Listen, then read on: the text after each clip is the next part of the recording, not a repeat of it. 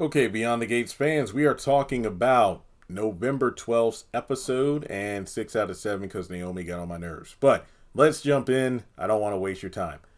Now, we're over at the country club, and Anita and Vernon are meeting with Dani before she goes out to LA with Andre for the photo shoot.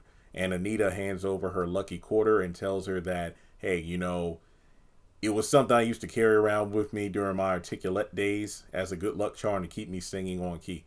Side note, do you have any special item that you use as a good luck charm? I know the typical one being like, oh, a four-leaf clover or a rabbit's foot. I have like a lucky 50-cent piece and a lucky rock and several other lucky items. Look, hey, I just have that kind of stuff, okay? Now, Dani is confident that this magic, coin is going to give her luck as well. So from there, Andre's over at the house packing his luggage, and that's when Pam sends a text wishing him luck in LA. So that's when Dani shows up, and they start making out until she warns him, we're actually not alone right now. And that's when Andre meets up with the in-laws downstairs, and Vernon and Anita wish them both luck and tells them how happy they are about the situation. They're going out, across the country, for a honeymoon and a big photo shoot. So if nothing else, this trip is going to symbolize how they've become more of a unit. And it's been a wonderful surprise to them, and they're pleased to welcome Andre to the family, which Andre is taken back by. And the in-laws admit that they thought Dani had gone around the bend yet again, but they're pleased that they were wrong for once. So Anita says that I'm just, glad to see your fires come back, and she feels confident again. That's when Dani and Andre look forward to what they have left, or what's next for both their marriage and life together. And he mentions how much he worried about causing tension between, his wife and her family. And that's when he talks about life with his parents and how he tried to finish the gap their loss made in his life. And he tried to outrun it by being, a player as opposed to settling down. And Vernon mentions that sometimes you have to travel a great distance to eventually come back home. And, they leave. So I was worried when I read the synopsis for last week's episodes and about Vernon and Anita having a long awaited discussion with Andre, and I'm like, isn't this like the sixth one? But no, this was a good one, which I'm kind of fearful of, because typically when people are like, hey, I'm glad I was wrong about you because of this, that, and the third, something usually happens to prove them right in the end. So Dani tells Andre that he could still back out of the photo shoot if he wanted to, but he still thinks it's worth the risk because she's worth it. So that's when Andre goes to the airport ahead of Dani and sends a selfie, with the text about, to the next adventure or something. I forgot what the text said. But when she gets the text, she freezes up and she goes over to the airport and tells him the trip is off, which he's understandably confused by. Now, over at the country club, Leslie and Eva eat waffles. I am tempted to fix pancakes as soon as I'm done recording. Now, they talk about roasting Kat, basically, the encounter Eva had with her in the last episode. And Leslie is pleased that her daughter put Kitty Cat in her place. But that's when her daughter talks about Kat always looking down on her, and her mom says it's her turn to wear the tiara.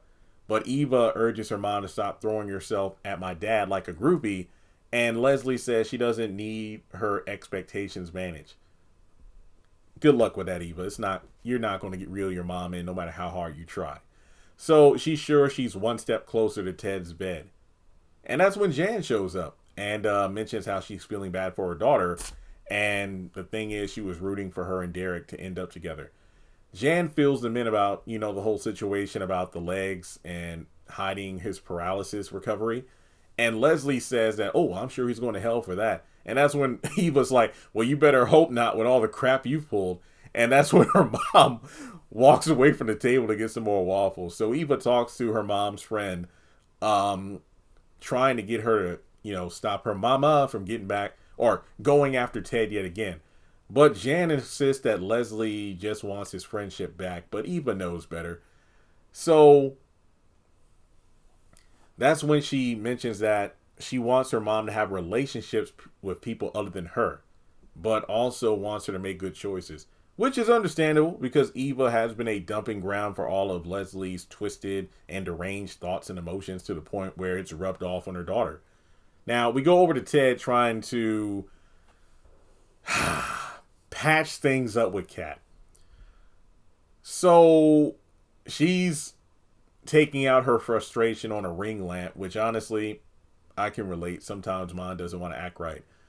He rightfully assumes that she's mad at him and she's fuming about Eva taking her place. And he mentions how you need to talk. So she's talked it out and just wants to pretend that Eva doesn't exist. And if you didn't mean so much to me, this wouldn't be so upsetting. And that's when Ted explains love is not a pie. You don't eat pieces until there is no more. What? I mean, weird analogy. I don't think I would have made that analogy because isn't pie like the dessert that Leslie or Dana would give Martin at the diner during the affair? Or was it a brownie? Yeah, I think it was a brownie. So from there, Ted mentions how, look, I failed your mom, and I refuse to fail as your father. And I'm like, you kind of did multiple times, but let's not talk about that. Now, when you're not happy, it feels like I've been stabbed in the heart. And that's when Kat rightfully says, well, it stabbed me in the heart to see you treat Eva as an equal. And he mentions how you should recognize that your sister was created out of a life, or I'm sorry, your sister was cheated out of a life with me. And Kat mentions like, look, she's not a saint, a victim, or worthwhile. She's a horrible conniver who came to town to ruin their family, and it worked. I ain't going front. Kat was spitting bars right here. And he says that he deserves the blame for blowing the family up. Eva deserves credit for changing. Bull crap! And then Kat rightfully calls her out for not feeling bad for sleeping with Tomas and looking at her smugly when she caught him. She basically calls out her dad for saying, look, she's playing you like Boo Boo the Fool. And Ted tells her that, look, Eva isn't going anywhere. And he assures Kat that, hey, I love you too. And she hugs him and repeats that I will never trust Eva or accept her as her sister. Never say never is a thing for a reason. And then he leaves. I'm team Kat with this one. Like, the thing is, I will say this. She does need to accept Eva is not going anywhere. But she does not have to love her sister or acknowledge her as her sister. I'm not going to lie. Because she ruined their lives. Yes, she was not the main cause, but she was a major factor. Not because she existed, but it's one thing for Eva to exist, but it's another for her to play an active role in the dismantling of Kat's family. So for that, I will side with Kat. So Ted rolls over to the club and sees the ladies there, and he thanks Leslie for stepping up to cover the cost of the patient. And Jan is impressed that Leslie would make such a generous gesture. And Leslie mentions that, oh, well, you're too nice, and takes him by the hand. And I'm thinking to myself, well, in her mind, this is one step closer to the bed. Now, to round things out, we are talking about the Ashley and Derek storyline stuff, yada, yada, yada.